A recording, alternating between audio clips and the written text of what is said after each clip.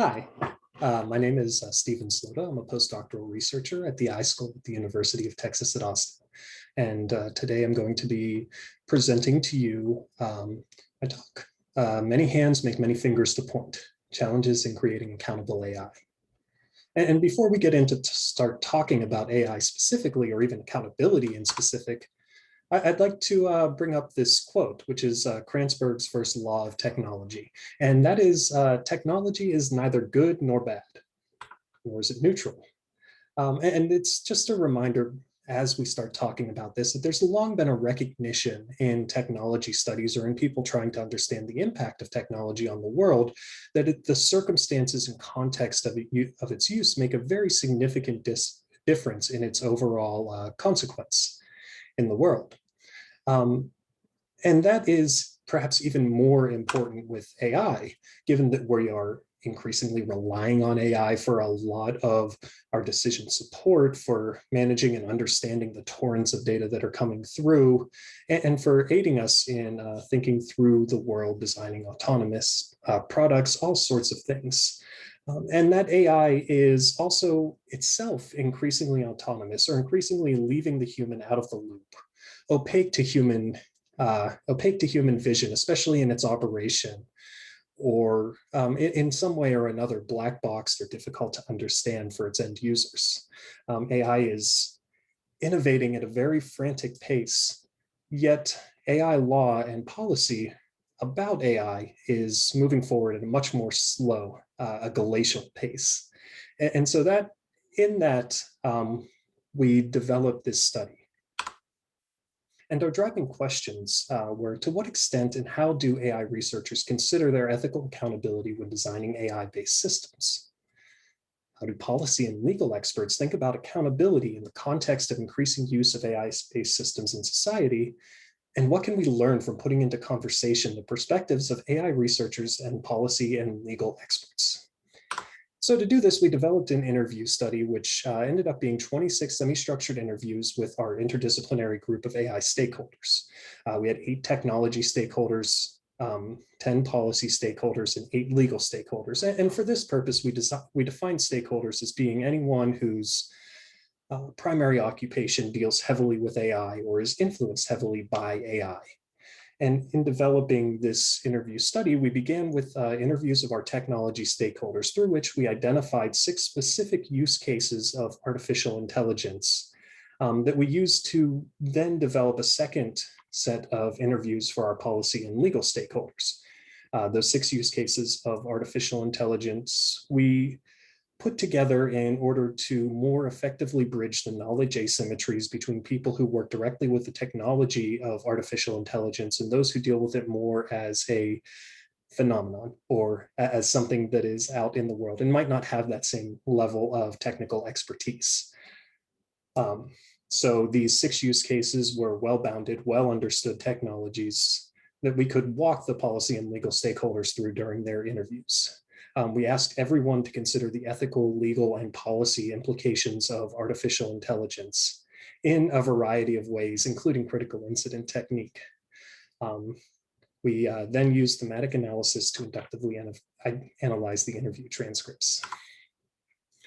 And so what we found are 5 major themes, or 5 places, or like a very significantly large number of places where the consequence of a given AI system might be inflected throughout its life cycle or throughout its ecosystem of implementation, use, regulation, and design. So we have these 5 themes, which each point to an area where there is some influence on the consequence of AI, as described in our interviews with technology, policy, and legal stakeholders. So for the first one, we're going to be talking about data. And data is very impactful in terms of what data is collected is all you can really reason about with machine learning. How it's curated and how it's cleaned affect what it says, and it affects what the output of any given machine learning or artificial intelligence algorithm is going to put into place. And this is supported by this quote by one of our technology stakeholders. The data is what you've got. I mean, if the data is biased, then your result's going to be biased. If the data is not, it won't, right? So our stakeholders, and this was across all three groups, saw data as being somewhat outside of the control of the designer, yet something that is significantly and consistently impactful on its eventual consequence. And consequence and accountability are conceptually tied together. So understanding how people think of consequence also helps you kind of see how they think about where a person might be accountable within the operation of that system. Moving on from data into design, we found that things like the embedded values of the designers, the transparency or their commitment to transparency in developing their systems, their desire to build interpretable system, and even the algorithms itself are all kind of consequential on the eventual output, and all places where there are significant changes made in what the system will be once it is in the world or once it is in use. And so these are also like very, very important places to think about accountability, because this is where changes happen. This is where the design, this is part of where the system as it is comes to be. And I think, and from this policy stakeholder, we have this quote. I think the most challenging question is, first, how do you get it right? In a given case, how do you write the algorithm properly? And if that's possible, how do we train it?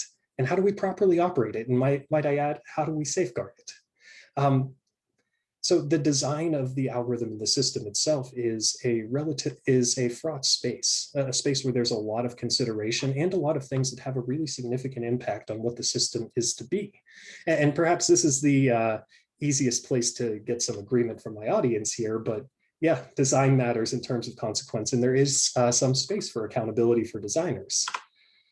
But there's also regulatory issues, or issues of law and legal precedent, of organizational and government policy standards, things that are encoded in the world that are impactful of the system, both in its design phase and in its implementation, in terms of what people want to design and how they want to use it.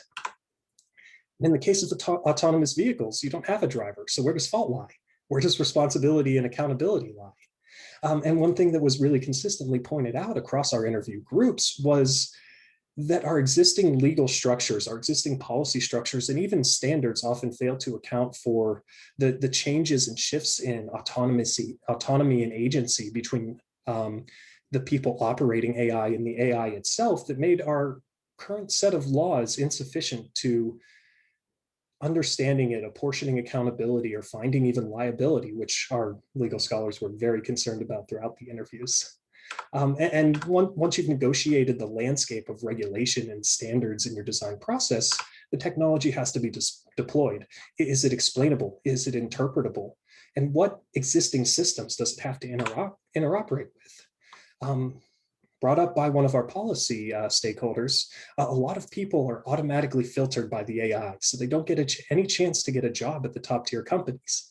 They never have an opportunity to talk to a human. And that is AI being put into an existing system, the existing hiring system, and actually taking over a lot of its operations in a way that is consequential to people who are looking for a job, because they don't have a means of contesting the result of the AI. They don't have a means of challenging how it made its decision. They are just influenced by it. It's just the outcome that's at play. And similarly, you might say that the hiring people who use the AI algorithms we'll call it uncritically, and follow its responses without looking at it, might be using it wrong. But this was brought up in our interviews as well. Humans have a tendency to get lazy and rely on a machine's decision when a machine is designed for a particular purpose, which brings up our last thematic category, is the users themselves have an impact on what the consequences of the system is. So they might contest the results. They might iterate on the operation of the AI in practice and take different things from it, even as it's working in relatively the same way. It might be important to have users who are literate in AI, understand what it means when you're talking about a confidence interval or a statistical reality.